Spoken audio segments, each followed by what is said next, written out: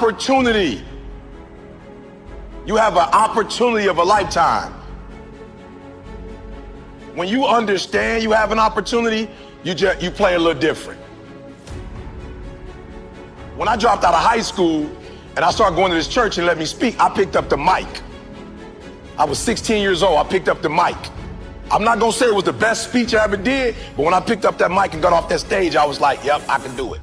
So hear what I'm saying, opportunity. I got an opportunity, you got an opportunity. So here's the deal, when you have an opportunity, why would you give 80%? Why would you give 80%, 70%? Why wouldn't you always give 120%? It's sports, it's basketball. Why wouldn't you give 120%? You can't dictate if the ball gonna always go in. You can't dictate what kind of game you're gonna have. You can't dictate how your body is gonna respond to moving around. But you can dictate your what? You can dictate your good. You can dictate your, you can always give 120% effort. And every day I want you to wake up and not just go, I'm sweet like that. I want you to go, I'm not just going with skills. There's a one type of dude who feel like because he's gifted that it's just an automatic road for him. And let me tell y'all something. You are gifted, but you gotta humble yourself. You gotta understand that pride comes before a fall. You may get it, but right now what? Oh, I can't hear y'all. You may get it, but right now what? You don't have it. That's not what gets you in the league. Not what you were born with. You got skill and you got will. You got skill and you got will. Two total different things. You were born with certain things, but to get to the next level, and not just get to the next level, to stay at the next level, you gotta have will. So when you play, you have to compete. I'm a high school dropout. My daddy wasn't in my life. But I found out I had a gift, then I found out your gift shall make room for you. And I'm like, you mean to tell me if I perfect this, I can eat and my kids can eat and my kids' kids can eat? From today on, you play whatever your best game is, you play that level every single time.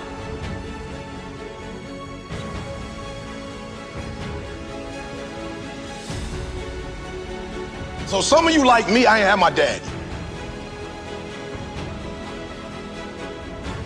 Right, I'm from Chicago, South Side. I had my father in my life. I don't know who my grandfather is. My mom got pregnant with me at 17 years old. I didn't have the people in my life that were supposed to be in my life, so I made some stupid decisions, dropped out of high school, homeless, living in abandoned buildings, eating out of trash can. I promise you, if a speaker came, I was like some of y'all, I wasn't saying nothing, but guess what happened? Guess what happened? Yup, one day I got a why. Got married, I had a son, and everything changed for me. That's why I'm asking you, who do you love? So when people ask me, E.T., why you get up at 3 o'clock in the morning? Why you putting videos up every day at 3 o'clock in the morning on Instagram? Number one, because I want to be the best that ever done it. Like, I honor my craft. I want Dr. Martin Luther King to look at me and go, that's it, kid. I want Malcolm X to look at me and go, that's it, kid. Just like you got the Hall of Fame in basketball, I want to be the Hall of Fame in speaking. I want all the greats to look at me and go, that's it right there. Number one, I'm competing against everybody else in the world. I'm not mad at them, I'm not against them, but when you number one, you don't have to negotiate with your check. I remember when I was like number 25 or something, they would be like, okay, you got to fly here, you got to fly. Now I tell people how I fly. I tell people where I stay, where I don't stay. So number one in the world, what happened? One day I woke up and was like, I got to do this for my wife. Like, I don't know what happened, but she called me like, yo, E, I'm lost. I'm like, what you mean we lost? We live in Lansing, can't be lost. She's like, I'm lost, I got a brain fog. Took her to the hospital, found out she had MS.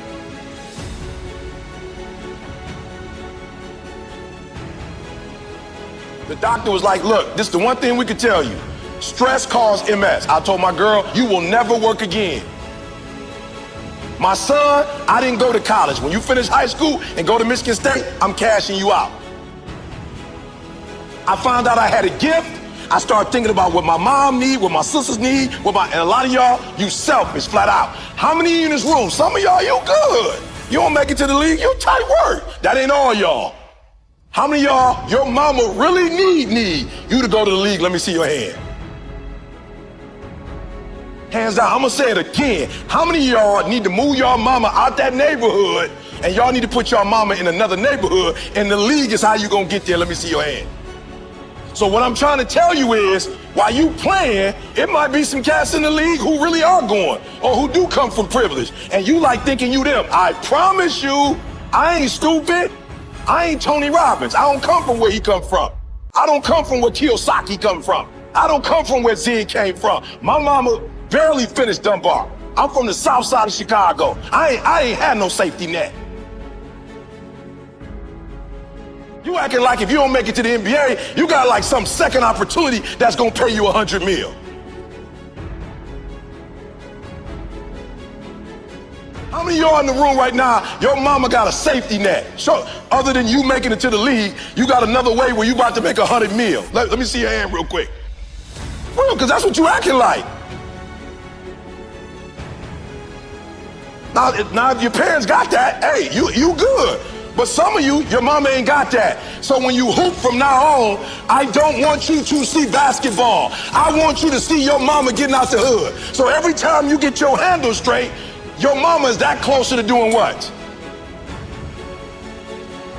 Every time you get your character straight, you heard what the man said. He said that they got to choose between the two of y'all. They not choosing the snotty-nosed dude who think he everything, who don't speak to people. You know, when they always pick me, I always ask, why y'all pick me and not the other speakers? They say, because you easiest to work with. Because when you come, you don't talk down to nobody. You clean up behind yourself. He just said, I'm a grown man. They say you clean up behind yourself. You don't cause problems, E. Number one, this is not about basketball. This is about who? Yourself and then who? Your family. So the days you don't feel like working out, it's easy. How do you get motivated? How you get pumped up? You think about mama and that feeling on draft day. And which one is more important? You get some rest or mama coming to the draft? I'm just being real. Which one is more important? So somebody locking you down, you trying to score and they locking you down, like in your mind you gotta go, uh-oh, this ain't just about me getting locked down. This is about mama not having what? This mama not having what? Food. So at halftime, when coach go back over the stuff, when you come out, what you gotta do? You gotta kill. I just told y'all, this how my man eats. This how my grandkids gonna eat. He doing his own personal thing. This how we eat. This ain't no motivational presentation. This how my mama eat right now. This how my wife never have to go to work again. This how we live on the West Coast and on the East Coast. And I ain't no baller. And I ain't making millions of dollars. But my gift is making room for me. Every time I get on 3 o'clock in the morning, I'm killing them.